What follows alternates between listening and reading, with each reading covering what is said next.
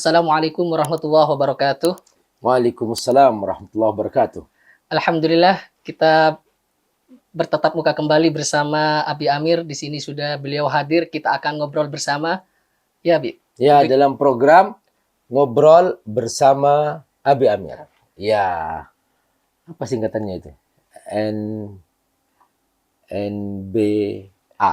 Ya, bagus. NBA. Oke ya, Ngobrol Bersama Abi Amir. Bagus juga nih. Iya, bagus. Iya. Apa kira-kira tema yang kamu tertarik ini? Ini saat kan akhir-akhir ini nih sudah sangat merajalela di kalangan para masyarakat, dan ini bahkan bukan hanya akademisi, sebagai orang mahasiswa pun juga kadang ikut mengomentari, yaitu tentang musik, Ustaz. Ini menurut pandangan Abi Amir tentang musik bagaimana, Ustaz? Musik ya.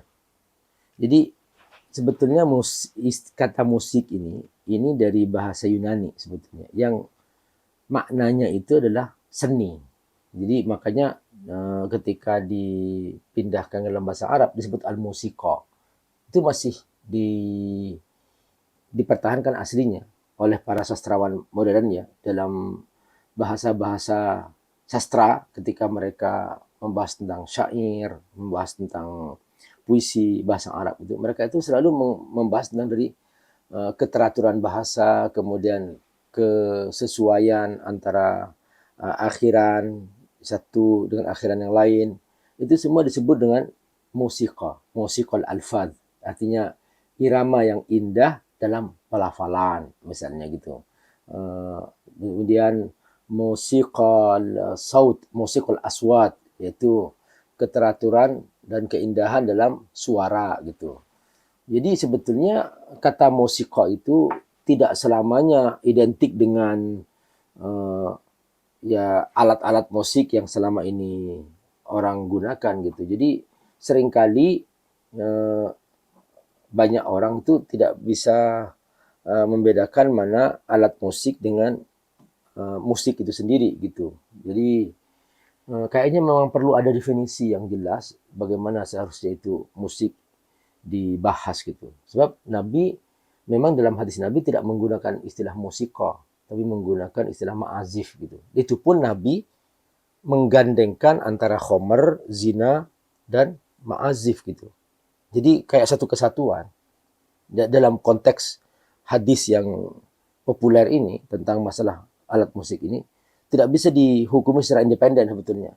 Karena musik ini kan ada alat, ada irama, ada konten gitu. Dan ini semuanya termasuk dalam sesuatu gitu. Kalau dalam bahasa usul fikih, qawaid fikih disebut al-aslu fil asya al-ibahah.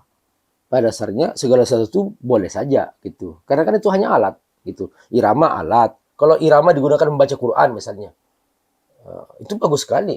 Kata Nabi, laisa minna man lam yataqanna bil Quran. Tidak termasuk umatku yang membaca Quran tanpa irama gitu. Jadi itu dibutuhkan. Kemudian konten juga. Konten kan pesan ya gitu. Misalnya kalau seumpama dia dalam mengiramakan sesuatu dengan konten-konten bermanfaat seperti alfiyah. Ya, Alfiyah betul, kan, Ustaz. itu kan syair. Iya, Dan justru juga, dengan lagu itu semakin mudah dalam menghafal gitu, Ustaz. iya kan gitu. Jadi isinya ilmu nahu. Dulu para ulama itu menjaga matan-matan keilmuan itu dengan nadhaman. Nadhaman itu dilakukan. Gitu. Lagu itu ya musik gitu, dan itu menggunakan perasaan. Lalu kalau seumpama al-musiqa yang artinya seni, jiwa seni itu dimatikan, terus kita bagaimana menikmati Quran gitu. Nah, dari sini sebetulnya kayak perlu ada pembahasan secara detail, bukan kemudian haram mutlak. Enggak, saya kira tidak seperti itu Nabi memaksudkan itu. Jadi tidak seperti daging babi misalnya. Kan itu kan kalau daging babi jelas syai' tapi dia haram secara zat. Makanya dalam kaidah usul fikih illa ma dalil ala tahrimihi. Illa ma dalil ala tahrimihi. Itu adalah dalil yang mengharamkannya. Al aslu fil asya' al-ibaha. Pada dasarnya pada segala sesuatu itu boleh gitu. Kecuali ada dalil yang mengharamkannya. Kalau daging babi jelas haram secara zat gitu. Tapi kalau alat musik dan sebagainya, irama, konten, syair misalnya. Itu kan kalau diharamkan secara zat nggak masuk akal. Gimana menurut kamu? Ya artinya musik tuh yang menyebabkan haram di situ ada unsur lain gitu Bi ya. Misal karena terlena sehingga lupa sholat, lupa mengaji gitu. Yes. Jadi alat musik ya, musik dan segala perangkatnya, irama maupun konten maupun alatnya itu menjadi haram karena faktor eksternal yang membuatnya jadi haram gitu. Betul. Makanya oleh Nabi dihubungkan dengan khomer. Jadi ketika alat musik digunakan untuk khomer sehingga dia melakukan dosa, maka menjadi haram. Ma'azif jadinya gitu. Jadi konteks ma'azif di situ. Kalau misalnya digunakan untuk membuat suasana perzinaan semakin merasa nyaman di situ dengan irama musik misalnya, maka konteksnya menjadi haram. Jadi itu dia haramnya dalam konteks penggunaannya. Misal ketika dipakai di sebuah diskotik gitu Bi ya. Dengan minuman keras sehingga lalai. Nah, di situ makna ma'azif itu. Nah, di situ makna ma'azif. Dan di situ letak kesepakatan para ulama. Jadi ulama sepakat itu haram ketika dia dalam konteks penggunaannya, bukan zatnya. Iya. Bukan zatnya, bukan seperti daging babi itu. Paham Bi. Misalnya juga kontennya halal.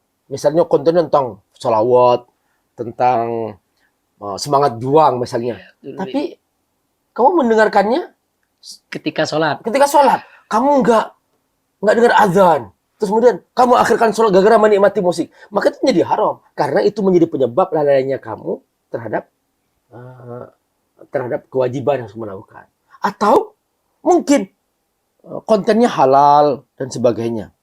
Tapi yang membawakan seorang wanita sambil buka aurat, berjoget-joget, mendayu-dayu di depan banyak orang laki-laki dan perempuan misalnya. Nah itu juga menjadi haram juga karena itu tidak memaknai yang sebenarnya dari pesan itu. Gitu. Makanya Abi Amir itu gini, saya panggil Akhud ya. Iya betul. Akhud ya. Karena kan kamu murid saya kan. Gitu. Iya betul. Jadi gini, Abi Amir itu memahami hadis Nabi yang mengatakan gini, khiyarukum fil jahiliyah, khiyarukum fil Islam. Apa yang paling baik, yang paling kamu ahli selama kamu di zaman jahiliyah, bawa itu kepada Islam. Gitu. Dulu di zaman Nabi kan, Khalid bin Walid ahli membunuh, ahli perang gitu loh. Maka begitu dia masuk Islam, langsung tuh keahlian perang, keahlian membunuh digunakan untuk membela Islam. Kan bermanfaat kayak gitu. Ya, betul. Misalnya kita menemukan sekarang itu, misalnya banyak para pemusik mungkin ya, penyanyi yang dulu di zaman jahiliyah dia masih dalam menggunakannya untuk maksiat dan dosa-dosa gitu misalnya. Nah, begitu masuk Islam gunakan coba suaranya yang indah, kemudian semangat menyanyinya, gunakan untuk membangkitkan semangat juang, bebaskan Palestina misalnya kan. Seperti siapa tuh yang lagu terkenal Michael ya? Will Never Down ya? Gaza ya? Iya betul. Bisa? Bukan Michael Jackson itu, yang lagu itu we will never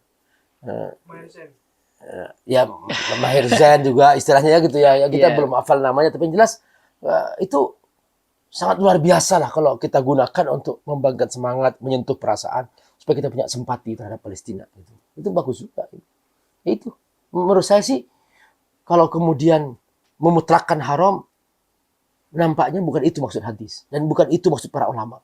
Penggunaannya gitu, seperti itu. Nah, yang sangat menyedihkan kadang-kadang mungkin ya ada ketergesa-gesaan ya, atau ya mungkin ya semacam emosi lah gitu sampai menghakimi seseorang yang berbeda pendapat lah ya, sampai dikafirkan dan sebagainya. Saya kira pendapat itu juga perlu dipertimbangkan karena itu oke lah ya, ada pendapat misalnya asy'ara itu diartikan sebagai surat pemusik misalnya. Itu sebenarnya tafsir ya. Menurut saya sebagai bidang saya tafsir, ya Ustadz ini menafsirkan saja. Dia menafsirkan bahwa di antara dimensi syair itu kan ada irama gitu. Makanya di situ al-musiqah, musiqal alfat, musiqal aswat gitu. Nah, maka kemudian oleh Ustadz ini ditafsirkan bahwa boleh juga sih ini bisa dikatakan sebagai ya surat pemusik misalnya kayak gitu. Jadi ya beliau istihad saja secara pribadi bahwa itu untuk menunjukkan bahwa kita dalam membahasakan suatu pesan dalam Al-Quran itu usahakan gunakan bahasa-bahasa yang bisa dipahami oleh banyak orang, terutama di zaman milenial seperti ini. Ya, betul, Bukan Bi. maksudnya bebaskan musik soul, bukan. Jadi istilahnya bahwa sebatas itu digunakan dalam konteks yang halal, maka itu ya boleh-boleh saja seperti itu. Jadi artinya hukum musik secara pengharaman mutlak tuh belum tentu bisa dipastikan, Bi, ya. Ya, itu tidak bisa dikatakan itu maksud Nabi Ya. dan itu maksud para ulama gitu. Nah, jadi ini dalam memahami teks, kita juga butuh pisau, butuh alat ya supaya kita tuh mengerti tuh maksud Nabi itu apa, maksud para ulama itu apa gitu. Jadi ya kalau menurut Abi Amir, maksudnya ida ustu mila fil haram. Kalau semua komponen musik itu baik alat, irama dan konten itu digunakan dalam hal-hal yang haram maka menjadi haram. Kalau digunakan dalam misalnya lagu kebangsaan misalnya, Iya, betul, Bi. lagu kebangsaan, lagu perjuangan, masa kemudian dianggap haram? Nah, tentu tidak bisa demikian. Dan banyak sekali juga orang-orang justru tersentuh masuk Islam hanya karena mendengar suatu irama pesan dakwah melalui musik itu. Saya kira gitu. Iya, betul, Bi. Kadang kita sebagai katakan budayawan itu sangat membutuhkan, Bi, kayak nada Ih, irama untuk mengekspresikan sebuah puisi misalnya begitu. benar juga. Aku sudah mengaku budayawan nih. Luar biasa nih. Oke, thank you teman-teman. Ini ngobrol sama Abi Amir. Mudah-mudahan bermanfaat. Semoga berkahi. Assalamualaikum warahmatullahi wabarakatuh.